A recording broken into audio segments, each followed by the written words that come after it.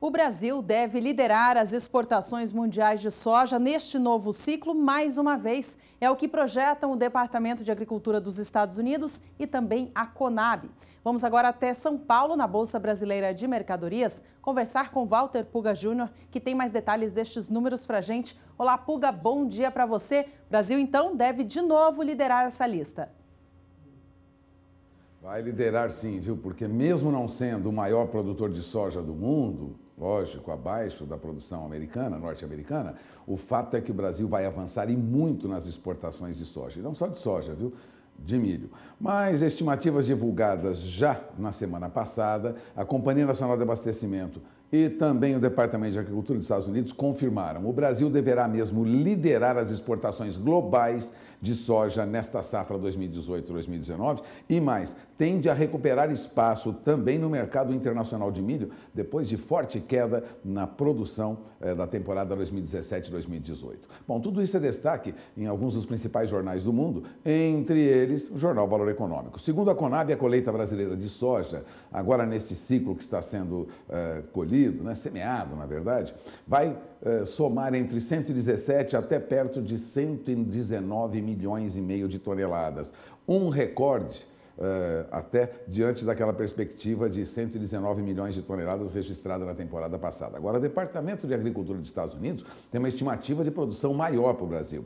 Segundo os norte-americanos, o Brasil vai produzir mais de 120 milhões e meio de toneladas, ou seja, cerca de 700 mil toneladas a mais do que produziu em 2017 e 2018, o que permite ao país a exportação de até 75 milhões de toneladas. Se a projeção do Departamento de Agricultura do governo americano se confirmar, o Brasil continuará, lógico, atrás dos Estados Unidos na produção de soja, já que a previsão da colheita norte-americana se aproxima aí de 128 milhões de toneladas. Mas o Brasil volta a liderar as exportações mundiais com quase 19 milhões de toneladas a mais do que o principal rival, no caso os Estados Unidos. Essa projeção, lógico, de avanço na produção norte-americana, não é acompanhada por uma estimativa de expansão dos embarques norte-americanos em virtude das disputas comerciais com a China. Então, os Estados Unidos devem ter uma colheita grande, cerca de 128 milhões de toneladas, mas essa soja não sairá do mercado americano. A expectativa é que essa relação entre a China e o Brasil no mercado de soja vai continuar a dar o tom no mercado internacional. Esse é o fato. Portanto, a expectativa é de que nós voltemos, Brasil, a liderar as exportações mundiais de soja.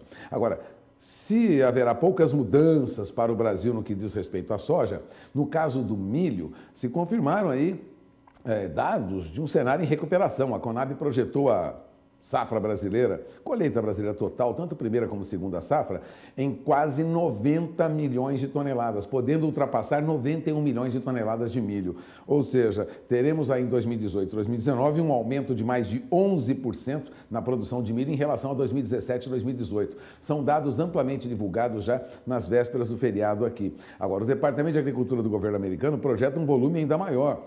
Estima que o Brasil vai produzir quase 95 milhões de toneladas, ou seja, o Brasil produziria 12 milhões e meio de toneladas a mais de milho do que produziu na temporada passada. Diante da recuperação expressiva de oferta, aliás, o SDA e o jornal Valor Econômico destaca isso, estimou as exportações do Brasil, que é o terceiro maior produtor global de milho, em 29 milhões de toneladas. A estimativa inicial era de que o Brasil exportaria nesse próximo período, cerca de 22 milhões de toneladas, mas agora já se estima que exportaremos 29 milhões de toneladas de milho. Portanto, as projeções mostram que o Brasil está mesmo avançando no mercado internacional de grãos, resultado dessa guerra comercial entre Estados Unidos e a China.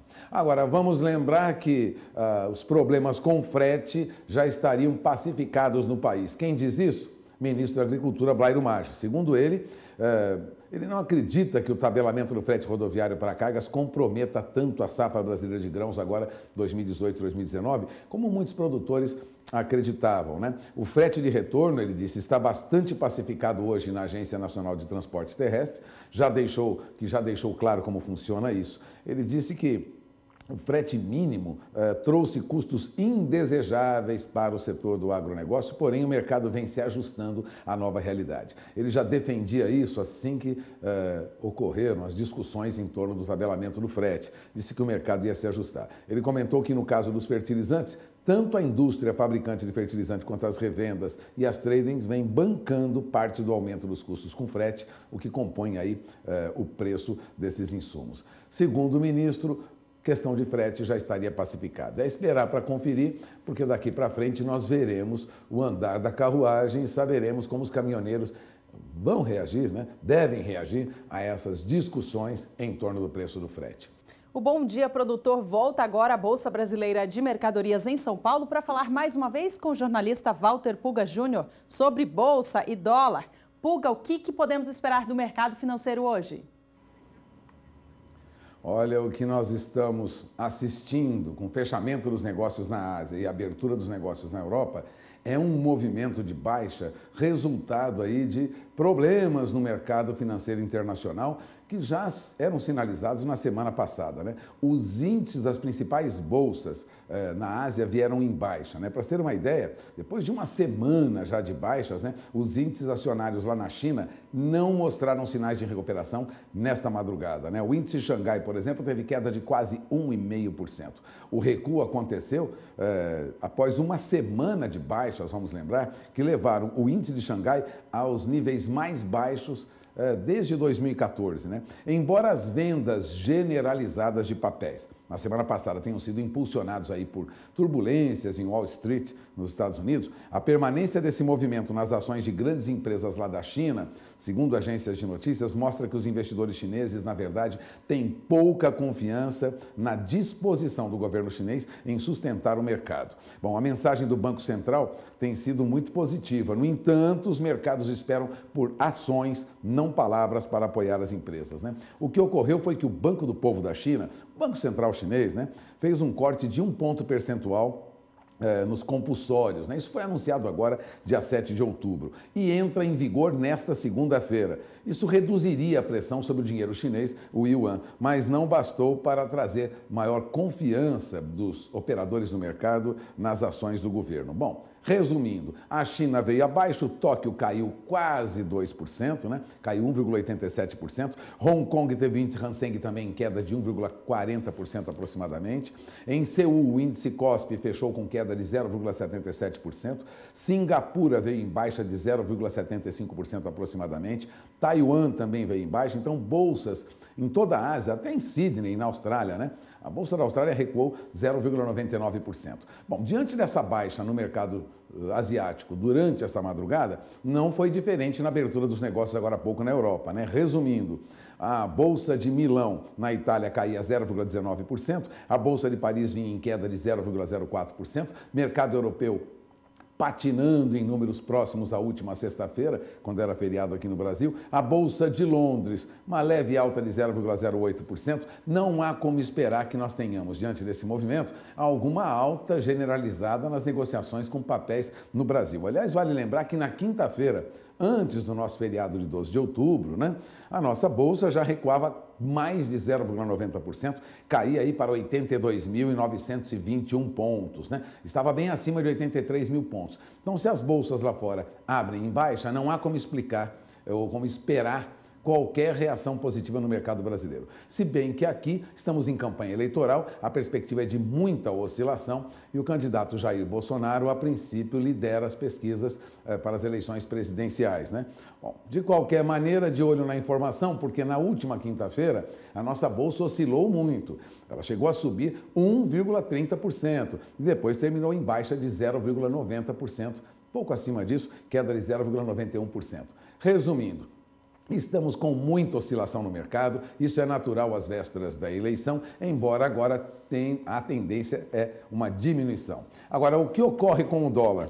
Bom, o dólar emendou segunda alta seguida na última quinta-feira, subiu 0,41%, mas não foi muito longe não. Terminou a R$ 3,77, abaixo de R$ 3,80. Na semana passada, vale lembrar, o dólar recuou, hein? Recuou mais de 2%, portanto, o que nós temos é uma perspectiva de manutenção do dólar nessa faixa de preço. Aliás, a semana passada foi a quarta semana seguida de queda para o dólar. O dólar chegou a subir na quarta-feira, vamos lembrar, alta de mais de 1,40%, subiu para R$ 3,76 na venda. Bom, resumindo, o dólar chegou a subir na quarta-feira, mas voltou a ceder na quinta-feira, ou seja, subiu mais um pouquinho, mas terminou a semana mesmo em queda, ou seja, subiu na quarta, subiu na quinta, mas não recuperou as perdas da semana. Terminou a semana, o dólar com queda de 2%. Agora, o que vai ocorrer daqui para frente vai depender da atuação do Banco Central do Brasil e, mais do que isso, das perspectivas de negócios. Neste momento, meu diretor de TV está observando quanto está o dólar agora. R$ 3,00 e... O dólar está quanto? O dólar está nesse momento, não estou conseguindo ouvir, mas o dólar está nesse momento com perspectiva de manutenção do preço. Há uma perspectiva de queda, de baixa ou de alta? Está caindo 0,65 neste momento, na abertura dos negócios. Então, o dólar já está abaixo de 3,80, se confirmando aí abaixo de 3,80. E essas são as principais informações até este momento no mercado financeiro. Mas eu tenho mais informações e é o que nós vamos falar agora. Porque o leite é o produto do agronegócio brasileiro com maior alta de preço deste ano. O assunto foi destaque nos principais sites do agronegócio e de jornais brasileiros no último domingo, né? O litro de leite longa-vida está mais em conta para o consumidor, porém é o produto que mais subiu este ano, segundo o índice de preços ao consumidor amplo. Tome nota, produtora, a alta acumulada para o leite em São Paulo passa de 37%. A inflação acumulada no ano é de 3,34%, segundo o índice do IBGE. Agora, o que ocorreu em setembro foi que o leite perdeu preço. Subiu muito, mas recuou em setembro 6,81%. Segundo o economista da Associação Paulista de Supermercados, Tiago Berta, essa queda nos preços se deve aí a um aumento na produção de leite, tradicionalmente é maior no segundo semestre do ano, principalmente na região sul. Agora, segundo o CPEA, o Centro de Estudos Avançados de Economia Aplicada, é esperado que o preço do leite caia ainda mais nos próximos meses. E por quê? Porque deve aumentar a captação do produto em toda a região sudeste e também no centro-oeste. Aliás, o economista da Associação Paulista de Supermercados avalia que, apesar da queda, a pressão do leite no acumulado do ano ainda é grande por conta daqueles eventos atípicos que ocorreram, como a greve dos caminhoneiros, né, no final de maio. Com a greve, houve descarte de mais de 600 milhões de litros de leite, praticamente zerou o estoque. Além disso, houve seca entre safra complicada, por isso o leite subiu e subiu muito de preço. E outro destaque no noticiário desta manhã é que a China, enfim, quer um acordo, no caso do açúcar, com o Brasil. Nós estávamos em articulações diplomáticas para abrir uma queixa contra a China na Organização Mundial do Comércio. Era uma denúncia, na verdade, por causa das barreiras que a China colocou ao açúcar brasileiro. Esse assunto estava em discussão, mas os dirigentes da China procuraram representantes do Brasil para negociar uma solução para o açúcar. Vale lembrar que houve uma imposição de taxa chinesa que elevou essa tarifa da China para importação a 90%. As exportações brasileiras de açúcar acabaram desabando, né? Nossas exportações para a China, mas agora uma negociação está, vamos dizer assim, sendo articulada partindo dos chineses que procuraram representantes do Brasil. Então, enfim, perspectiva de um acordo Brasil-China para a questão de tarifa sobre açúcar que nós enviamos para lá. E esses são os destaques desta manhã. Durante a nossa programação, você acompanha a evolução dos negócios com os principais produtos agropecuários e também com o mercado financeiro. Eu encerro por aqui, eu volto para Campo Grande. Ok, Pulga, muito obrigada pelas informações, destaques do mercado financeiro e demais. A gente volta a se falar amanhã.